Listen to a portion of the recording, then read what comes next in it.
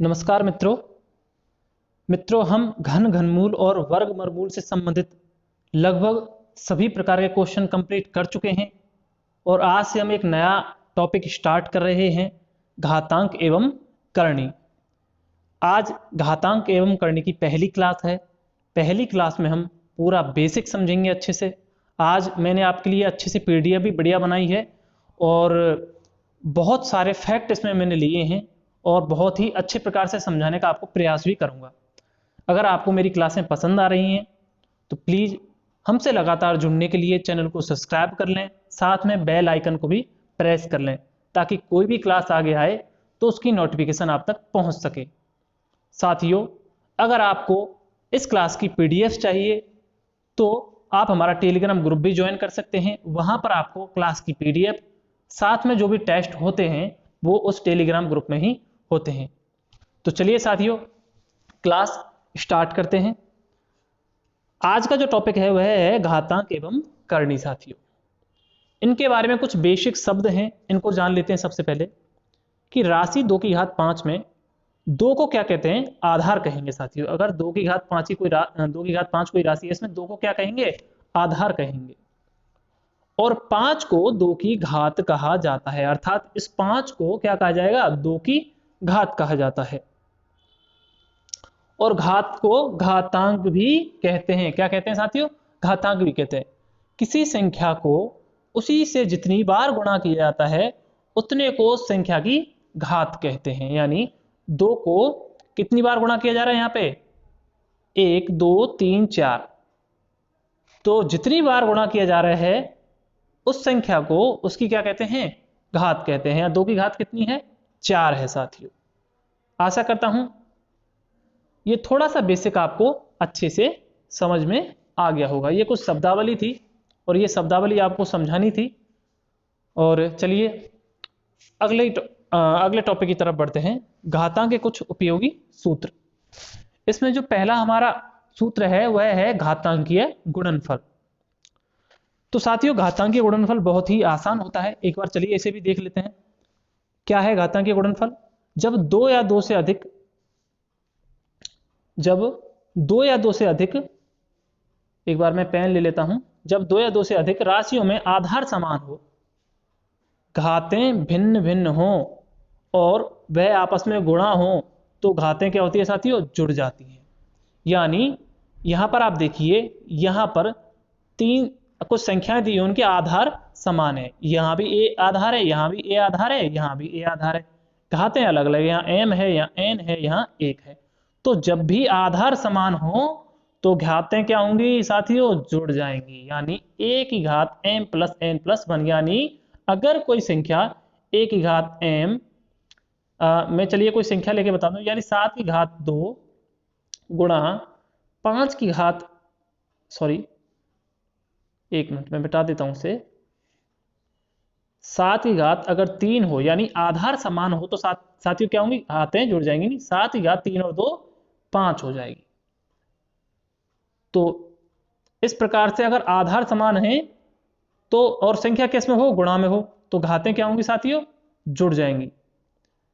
आशा करता हूं यह आपको समझ में आ गया होगा। अगर एक एग्जांपल और देखो, यहाँ पे एक्स स्क्वायर एक्स की घात 5 और एक्स की घात 3 डॉट डॉट डॉट, यहाँ पे आप देखेंगे कि सबका आधार समान है।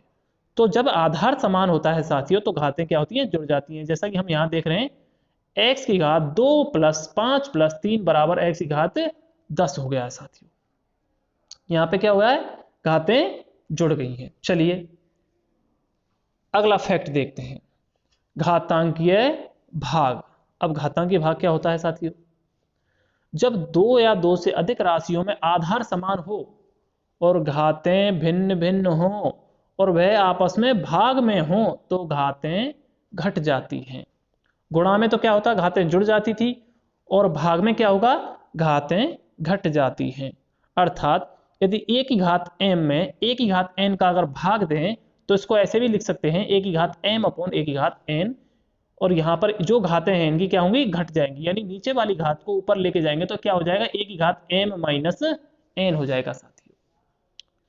इसी प्रकार से अगर एग्जाम्पल से हम देखें, x की घात 13 भाग x की घात 8, यहाँ पर क्या होगी, घातें घट गई। x की घात 13 माइनस के 8 और 13 में से 8 गए तो 5। क्या आ गया साथियों, x की घात 5 आ गया। अर्थात अगर कोई संख्या भाग में हो जिनके आधार समान हो, जैसे मैं एक एग्जांपल लेके देखूं, यहाँ पे हमें 3 ले लेता हूं और यहाँ पे 2 ले लेता हूं, तो यहाँ पर क्या होगा, घातें घट जाएगी, यानी 7 की घात 3 माइनस 2 बराबर 7 हमारा आंसर इसमें आ जाएगा साथियों। तो ये भी फैक्ट आपको समझ में आ गया होगा। अब नेक्स्ट फैक्ट हम देखते हैं। चलिए अगला फैक्ट देखिए, घात की घात।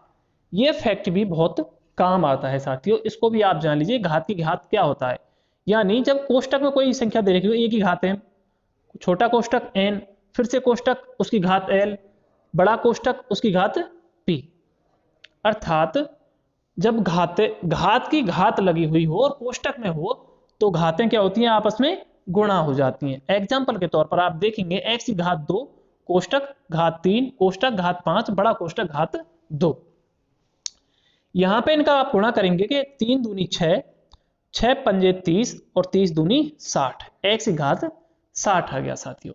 एग्जाम्पल के तौर पर हम कोई संख्या लें, 5 की घात 3 की घात 4 की घात 5, तो यहां पर इन तीनों घातों का आपस में क्या हो जाएगा साथियों, गुणा हो जाएगा, यानी 5 चौक 20, 20 तिया 60।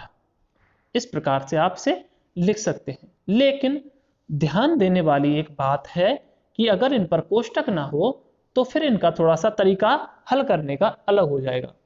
जैसे अगर कोष्टक इन पे ना हो तो बगैर कोष्टक इनको कैसे सॉल्व करना, जैसे कोई एग्जांपल लेके देख रहा हूं मैं, 2 की घात 5, 5 की घात 2, फिर से इसकी घात 1, 2 और कर देता हूं। यहां पे आप देखोगे कि यहां पर इनके ऊपर कोष्टक नहीं है। अगर कोष्टक नहीं है तो हल करने का तरीका ये होता है कि जो ऊपर वाली घात हो पहले उसको हल करेंगे, यानी 2 की घात 2 को हल करेंगे, और 2 की घात 2 होती है साथियों 4। अब ऊपर से हल करते लेके आएंगे, फिर अब इसको हल करेंगे। 5 की घात 4 कितनी हो जाती है, तो 5 की घात आप 4 करके देखोगे तो गणा कर लीजिए कितना हो रहा है, 50 25, 25 पंजे 125 और 125 पंजे 625, यानी 2 की घात 625 यहाँ पे आपका आंसर हो जाएगा। तो यहाँ पे थोड़ा सा मेथड बदल जाता है, इस चीज को आप ध्यान रखिएगा कि कोष्टक अगर लग रहा है तो घातों का गुणा होगा, अगर कोष्टक नहीं लग रहा है तो इसका हल करने का तरीका मैंने जो बताया है वह होगा आपका। आशा करता हूं ये फैक्ट भी आपको अच्छे से समझ में आ गया होगा साथियों। चलिए अगला फैक्ट जानते हैं। अगला फैक्ट है गुणनफल की घात, यानी कोई अगर संख्या गुणा में दी हुई हो, a गुणा b गुणा c गुणा डॉट डॉट डॉट की घात n, तो उन सब पे हम अलग अलग गुणा में घात लगा सकते हैं, यानी a की घात n गुणा b की घात n गुणा c की घात n डॉट डॉट डॉट जो आगे होगा। एग्जाम्पल के तौर पर हम देखें कि 2 गुणा 5 गुणा 3 की घात अगर 3 है तो इसको कैसे लिखेंगे, 2 की घात 3 गुणा 5 की घात 3 गुणा 3 की घात 3, इसको हम लिख सकते हैं साथियों। अगर कोई संख्या इस प्रकार से दी हुई है 5 गुणा 3 की घात 4, तो इसको कैसे लिख सकते हैं, 5 की घात 4 गुणा 3 की घात 4 हम इसको लिख सकते हैं साथियों। आंसर दोनों का सेम आएगा। तो ये फैक्ट भी आपको आराम से समझ में आ गया होगा साथियों। चलिए अगला फैक्ट हम देखते हैं। अगला फैक्ट है व्युत्क्रम का नियम। अब व्युत्क्रम का नियम क्या होता है भाइयों, इसको भी समझ लेते हैं। यानी अगर a की घात m का हम व्युत्क्रम करें तो क्या हो जाएगा, a की घात m बराबर 1/a की घात माइनस m, यानी m को अगर नीचे लेके आएंगे बटे में लेके आएंगे तो उसका की घात में क्या किस में हो जाएगी, माइनस में हो जाएगी। इसका उल्टा अगर घात माइनस में है पहले से ही, फिर अगर हम उसको नीचे लेके आएंगे तो वो घात किस में हो जाएगी, प्लस में हो जाएगी। यानी अगर a की घात माइनस n का व्युत्क्रम करेंगे तो क्या हो जाएगा, 1/a की घात n। एग्जाम्पल के तौर पर अगर हम लें 5 की घात 3, तो इसका व्युत्क्रम क्या होगा, 1/5 की घात माइनस के 3 हो जाएगा साथियों। अगर 2 की घात माइनस 3 का हम व्युत्क्रम करें तो क्या हो जाएगा, 1/2 की घात 3 हो जाएगा, यानी यहाँ पे माइनस हट जाएगा, प्लस में हो जाएगी संख्या। इसी से जुड़ा हुआ एक और देखिए सूत्र हम देख लेते हैं यहाँ पे, यदि a की घात b की घात m हो तो इसका व्युत्क्रम हम क्या लिख सकते हैं, b अपॉन a की घात माइनस m लिख सकते हैं साथियों। इसका व्युत्क्रम क्या लिख सकते हैं, b अपॉन a की घात माइनस के m हो जाएगा।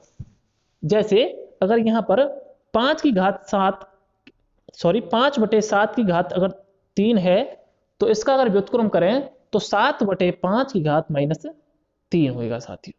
क्या हो जाएगा, 7/5 की घात माइनस 3 हो जाएगा। आशा करता हूं साथियों ये फैक्ट भी आपको समझ में आ गया होगा। चलिए इसको हम मिटा देते हैं एक बार, ताकि पीडीएफ में आपको साफ सुथरा स्वच्छ एकदम देखने को मिले। अगला फैक्ट जानते हैं, घातांक का शून्य होना, अर्थात अगर किसी भी संख्या की घात 0 है, किसी भी संख्या की घात 0 है तो उसका उत्तर हमेशा 1 ही आएगा। किसी भी राशि की घात शून्य कितनी होती है, 1 होता है।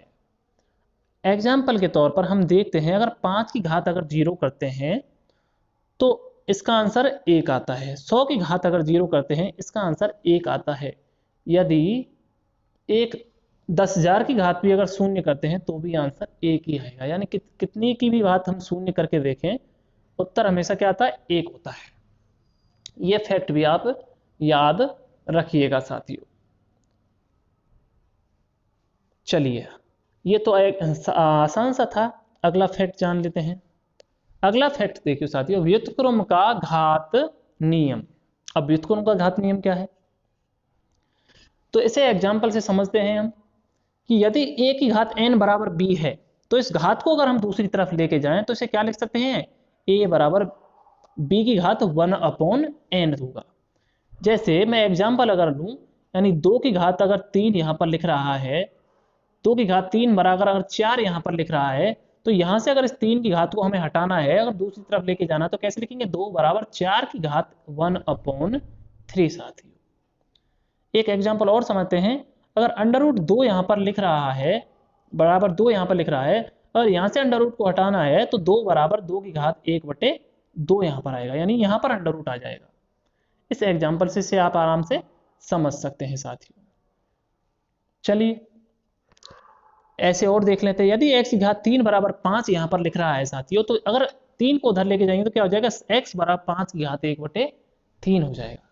इसका उल्टा, यदि a बराबर a की घात 1/n बराबर b है तो a बराबर क्या हो जाएगा साथियों, a बराबर b की घात n हो जाएगा।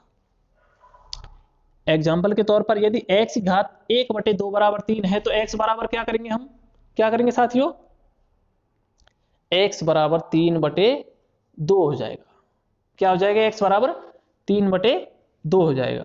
सॉरी x बराबर 3 की घात 2 हो जाएगा, क्योंकि यहां पर वर्गमूल लगा हुआ है और इस वर्गमूल को अगर हटाना है तो यहां पर क्या करना पड़ेगा, वर्ग करना पड़ेगा।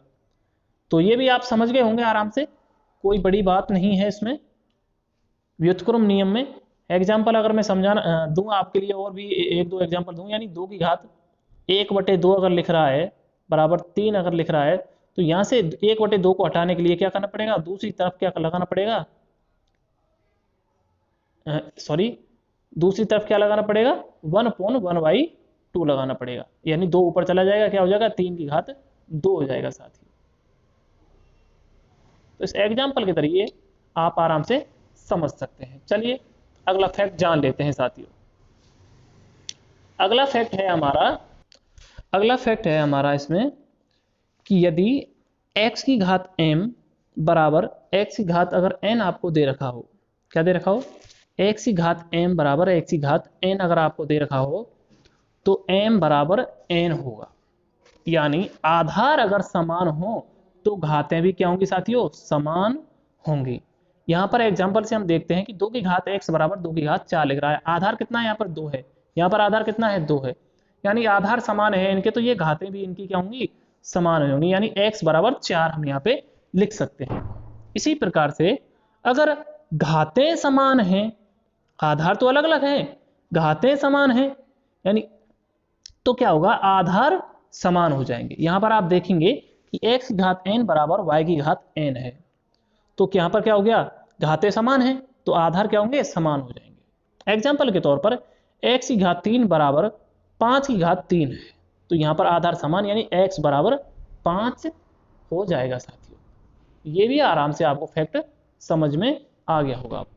सॉरी, एक बार मैं इसे मिटा देता हूं। चलिए अगला फैक्ट जानते हैं। अगला फैक्ट, करनी। करनी वैसे हम बेसिकली समझ चुके हैं, लेकिन कुछ ना आपको थोड़ा बेसिक समझ में आ जाए इसलिए मैं आपको करनी को थोड़ा बता देता हूं कि करनी है क्या। इसका थोड़ा ज्यादा यूज नहीं है, लेकिन जान लो, थोड़ा समझ लो इसको कि करनी है क्या। इससे आपको क्या बेसिक समझ में आ जाएगा। किसी संख्या का क्या है साथियों, किसी संख्या का कोई मूल ज्ञात करने का सांकेतिक नाम करनी है। यानी ये क्या है, करनी।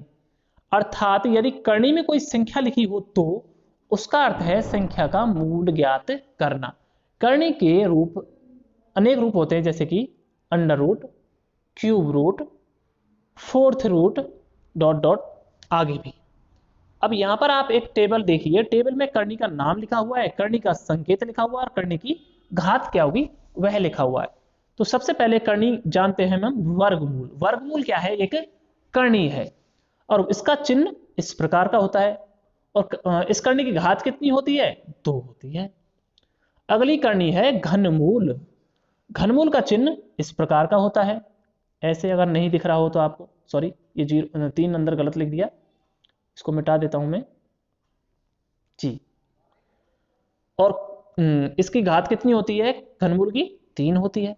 इसी प्रकार से एक करनी है चतुर्थ मूल। इसका सांकेत क्या है, ये रहा। अब घात कितनी है, 4 है।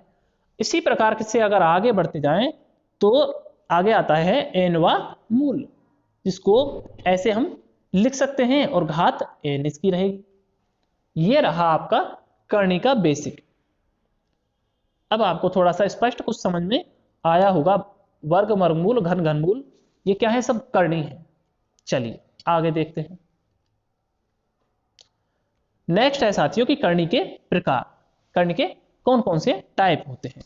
तो एक होती है सजातीय करनी। क्या होती है साथियों, सजातीय करनी या समान करनी।